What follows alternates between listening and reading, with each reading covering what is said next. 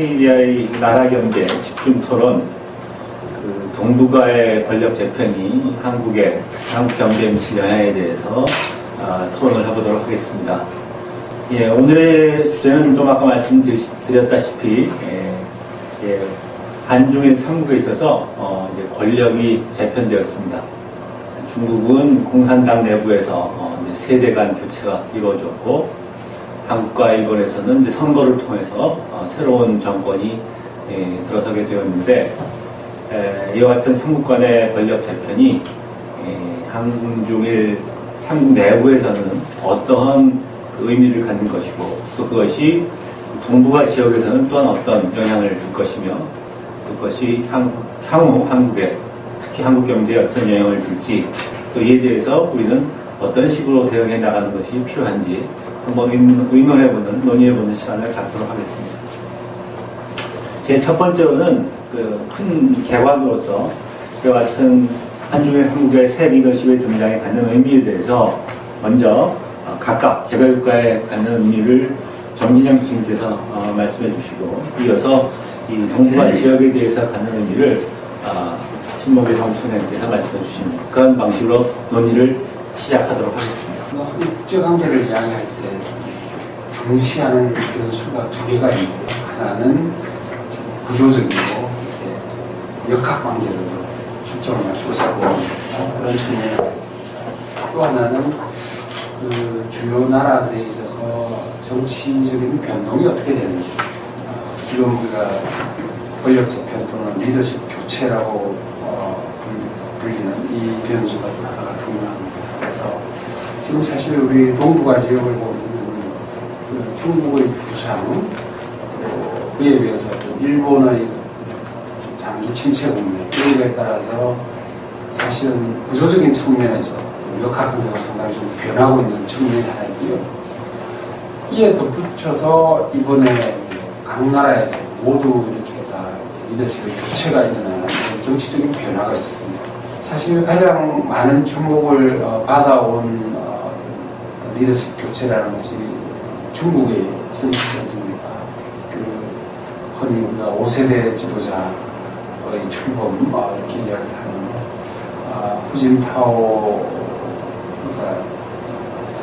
총석이 국가주석이 이제 물러나고 시진핑 체제가 이제 3월달에 등장을 하게 되는데, 중국이 가지고 있는 국제관계에 있어서의 무게라고 할까요? 영향력이 워낙 정대했기 때문에 사실 중국이 어떠한 대외 정책을 가지고 오고 중국 경제가 어떻게 되느냐에 따라서 동북아 지역이 상당히 바뀔 수 있는 이런 측면이 있습니다. 일본 같은 경우에도 사실은 경제 불안이 지속되면서 일본 국민들의 불만이 굉장히 크지 않겠습니까? 그리고 중국의 등장에 따르는 일본 국민들이 느끼는 위협, 어떤 위기의식, 이런 것들이 큰 국면에서 7월달에 자면 선거에서도 사실 자민당이 압승을 한다면은 사실은 일본이 걷잡을 수 없이 바뀔 가능성이 있습니다. 그런데 이제 일본 국내에서도 이건 아직도 그렇게 낙관하기는 힘든 상태고요.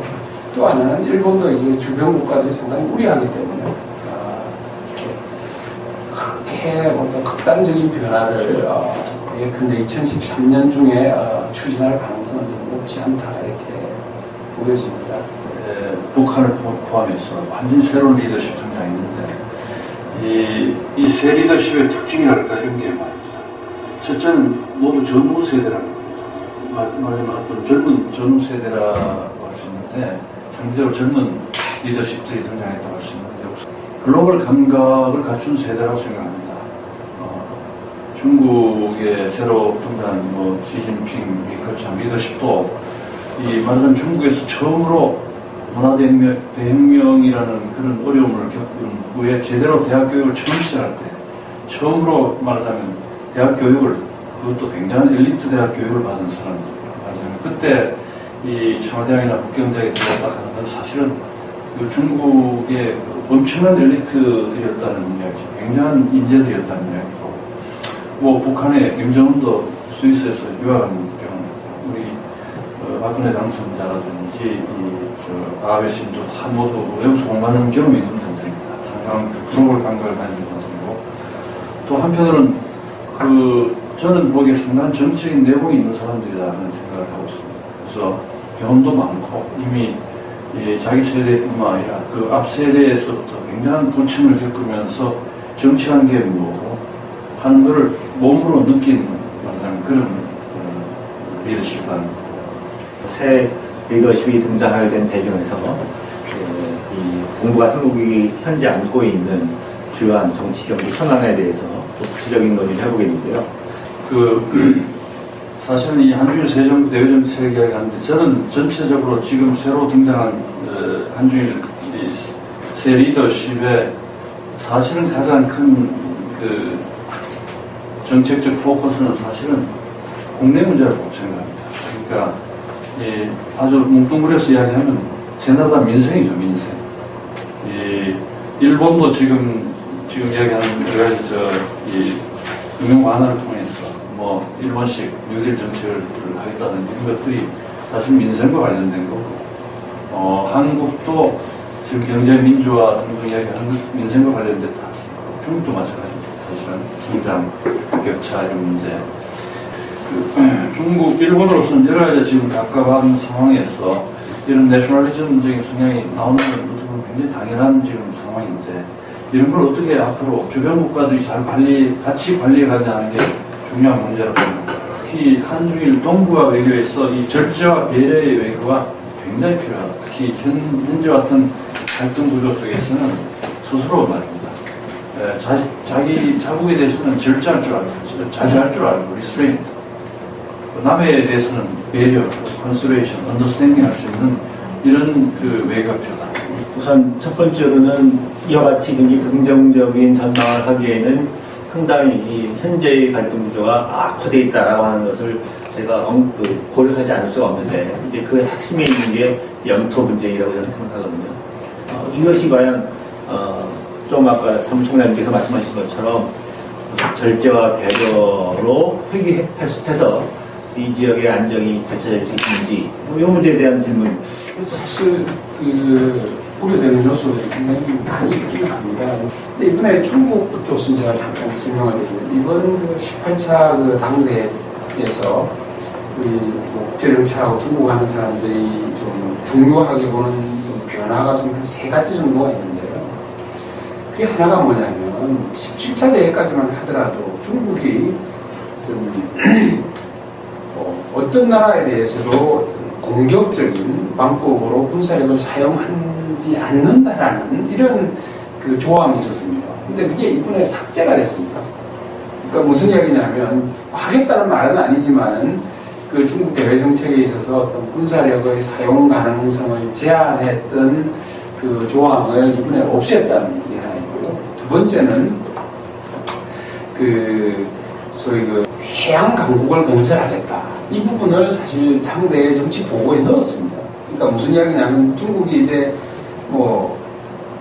해군, 말하자면 항공모함도 이제 배치를 했고, 여러 가지 해군 쪽에 많은 투자를 하고 있는 거 아닙니다. 그렇지만은 당대에서 공식적으로 말하자면 해양 강국을 건설하겠다는 목표를 제시를 했다면, 거기다가 이제 지난해부터 계속 2011년부터 이야기가 됐던 부분들이지만, 소위 신형 대국 관계라고 해서, 우리 말로 하자면 새로운 강대국 관계겠죠. 이게 뭐냐면, 사실 미국과의 관계를 어떻게 자기들은 만들어가고 싶으냐, 이거에 대한 이야기를 좀 했는데, 그건 다름이 아니라 이 미국하고 중국이 서로 간의 핵심적인 국가 이익에 대해서는 존중을 하자. 그리고 어떤 소통과 말하자면 협의를 통해 가지고 이 갈등을 해결해 가자. 이런 식의 이야기입니다. 어찌 보면 간단한 이야기인데, 그래서 이 3가지를 가만히 놓고 보면, 중국이 결국은 우리가 처음에 이야기했던 경제력의 정대, 국력의 정대에 따르는 구조적인 차원에 있어서의 오는 변화를 이제 중국도 말하자면 대외 정책적으로 반영을 해서 적극적으로 자기의 국가 이익을 추구해 나가겠다. 이런 의지가 사실은 이번 당대에 보고가 된 겁니다. 됐는데, 이제 우리 신 대사님 말씀처럼 이걸 중국이 공개적으로 얼마나 실천을 해 나갈 거냐, 이건 좀 다른 문제죠. 일본이 왜 이렇게 센카쿠 열도 이 나오미다오에 대해서 지난 지난해 이렇게 좀 적극적으로 이 현상을 타파하는 어떤 움직임을 보이느냐? 저는 일본의 계산은 이런 것 같습니다. 말하자면 중국의 힘이 커지고 미국의 힘이 상대적으로 약해지면 이 동아시아 지역에 있어서 중국을 견제할 수 있는 이런 미국의 영향력이 줄어들 수밖에 없습니다.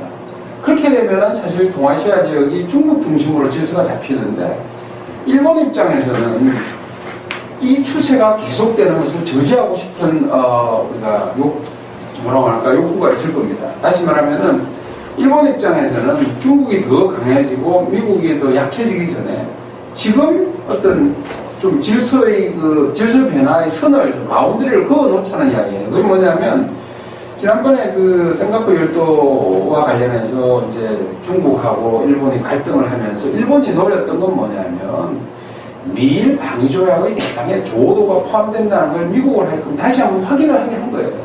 그 이야기는 무슨 이야기냐면 만약에 중국하고 일본 사이에 갈등이 있으면은 미일 방위 조약에 따라서 어떤 군사적인 부분에 있어서 미국이 개입을 하도록 확인을 시켜 놓는 거예요. 근데 만약에 시간이 좀 더 지나서 중국이 좀 더 커지고 미국이 좀 더 약화되면 미국이 이러한 말하자면 어떤 미일 방위 조약에 따르는 어떤 일본에 대한 방위 공약을 천명하기가 점차 어려워집니다. 다음 경제정책 측면으로 좀 논의를 옮겨봤으면 좋겠는데요.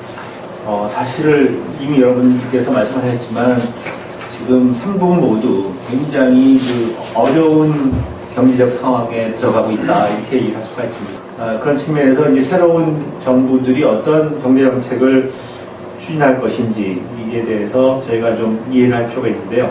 제가 이해하고 있는 바를 간략하게 말씀드리면 중국의 경우에는 기본적으로 이미 작년부터 시작된 12차 오이는 계획에 나타난 정책 기조가 기본적으로는 유지가 될 것이다.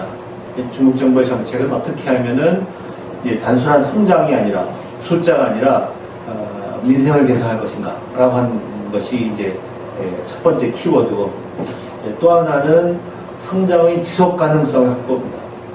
어떻게 하지 앞으로도 과거 같은 속도는 아니지만 기본적인 고성장 수준을 유지할 수 있을까?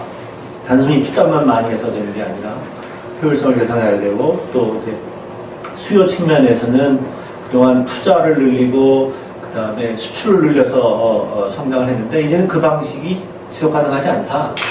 그럼 어떻게 해야 되느냐? 생산한 것을 국민들이 소비해줘야 된다. 그 소비를 늘리는 쪽으로 지금 정책에 어떻게 말하면 전환을 해나가고 있는데 이와 같은 정책은 새 정부에 의해서도 기본적으로 이어질 것이다 라고 하는 게 저의 판단입니다. 반면에 일본의 경우에는 지난 20년 이상 어떻게 말하면 성장의 침체가 지속돼 왔고 그것에서부터 헤어나오지 못하는 굉장히 어려운 국면에 있는데 새 정부는 아마 굉장히 의욕적으로 혹은 좀 무리가 될 정도로 이제 성장을 추구하는 정책으로 전환할 것이 예상이 됩니다. 한국의 경우에도 사실은 일본과 유사하죠. 일부 비관론자들은 이제 한국은 일본의 길을 쫓아가고 있다.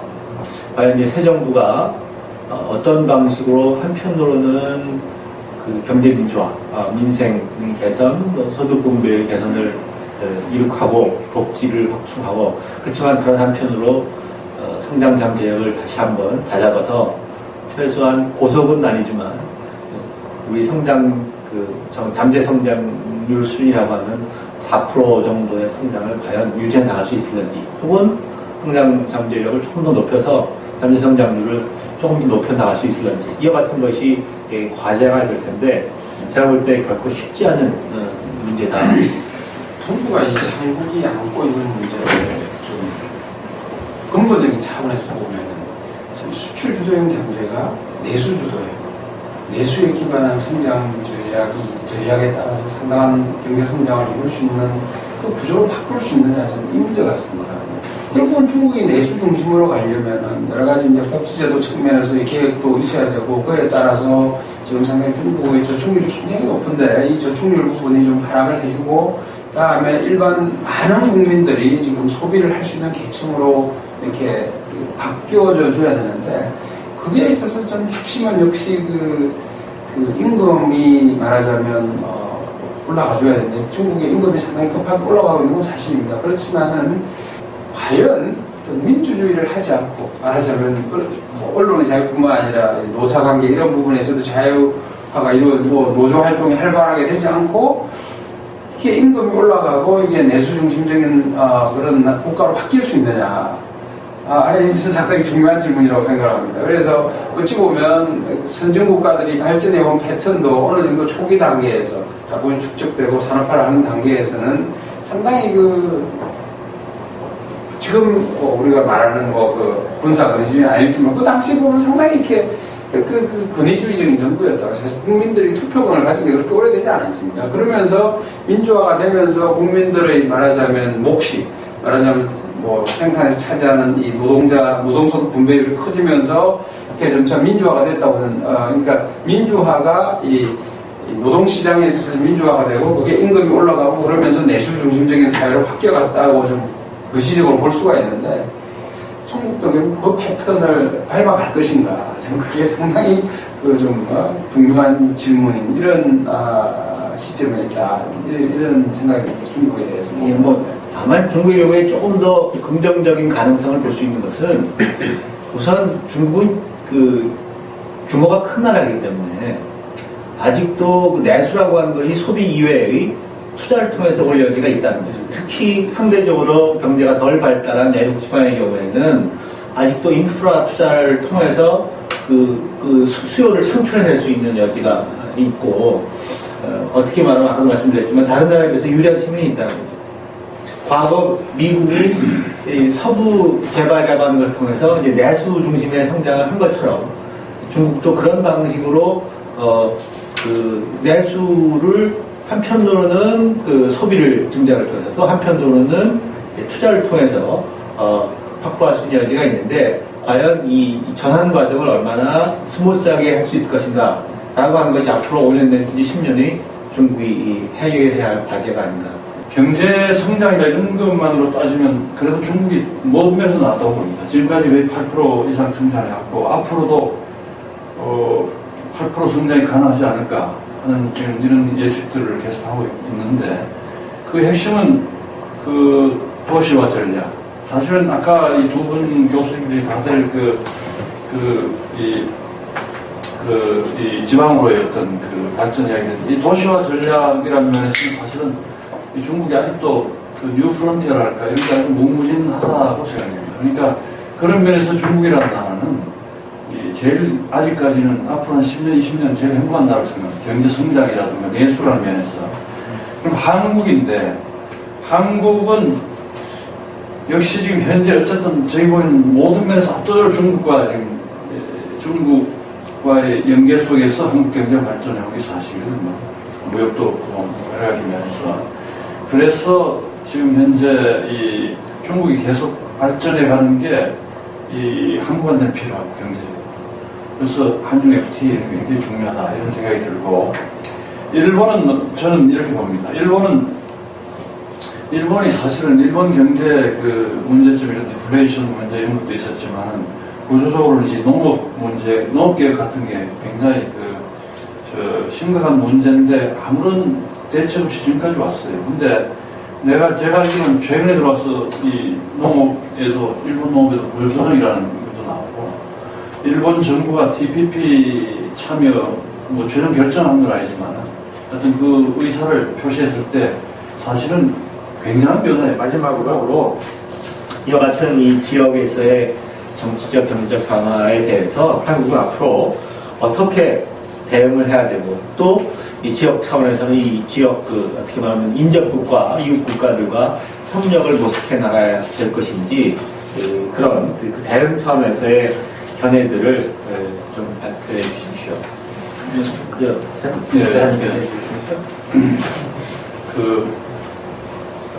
이 동북아 지역의 어떤 외교랄까 이런 거를 생각하면 한국이 생각하면 한국에 사실은 중요한 두 가지 트라이앵글이 있다고 생각합니다. 하나는 이제 이 한미의 아주 전통적인 트라이앵글 어떤 그 군사 안보까지 포함한 제일 중요한 어떤 트라이앵글이 하나 있고, 그 다음에 북격이 요즘 와서 의미가 부상되면서 중요해지는 게 한중일 트라이앵글이라고 생각합니다. 한중일. 근데 한중일 협력은 한미일 협력 같은 동맹적인 협력은 아니고 경제 중심으로 어떤 통합의 어떤 경제 통합의 어떤 이런 트라이앵글을 할 수 있는데, 사실은 이 트라이앵글 굉장히 중요합니다. 그러니까 그래서 저희 생각에는 이 트라이앵글이 둘 다 중요하고, 한국으로 봐서는 이 트라이앵글을 어느 쪽에도 이렇게 기울는 것보다는 둘 다 중요시해서 나가야 된다고 생각합니다. 그래서 미국이 어떤 피벗 아시아로 회귀한다 할 때도 이 한국과 일본을 그냥 일방적으로 미국 쪽으로만 끌어들이는 트라이앵글이 아니라 이 두 가지 트라이앵글을 이 둘 다 병존할 수 있는 이런 차원에서 미국이 이 건설적으로 엔게이지 해야 된다, 이런 생각이 들고요. 그 다음에 그럼 한국의 롤이 어떤 롤이 있느냐 하는 것은 말입니다. 사실 한국은 이 동북아 지역에서의 어떤 그걸 따지면은 사실 굉장히 제일 좋은 위치에 있습니다. 한국이 참 좋은 위치에 있습니다. 그러니까 그 피벗투와 아시아에서 어떤 오바마 1기 정부 때부터 어떤 미국의 어떤 전략적인 중심축을 과거 유럽, 중동이라는 쪽에서 아시아로 이전시키는, 물론 그게 어느 정도까지 될지는 아직 모르겠습니다만은 아시아 중시 정책에 있어서도 사실 꼭 필요한 나라 중에 하나가 한국이고요. 다음에 일본이나 중국이 동북아에서 어떤 협력이든 또는 세력 경쟁을 하든 어느 쪽이든 사실 또 절실히 필요한 나라가 한국입니다. 중국도 한국하고 좀 이렇게 가깝게 하고 싶고, 일본도 사실 한국이 일본이 아니라 중국하고 가까워지는 걸 굉장히 사실 두려워한다고까지 볼 수가 있는 상태입니다. 따라서 한국은 지금 사실 모든 나라들로부터 러브콜을 받을 수 있는 이런 위치에 있다. 저는 그렇게 생각합니다. 그러니까 이게 우리가 외교적인 어떤 능력을 발휘해서 잘하면은 정말 우리 그 어떤 대외적으로도 국운 상승기에 해당하는 이런 국면을 맞이할 수 있다. 저는 이게까지 충분히 동감합니다.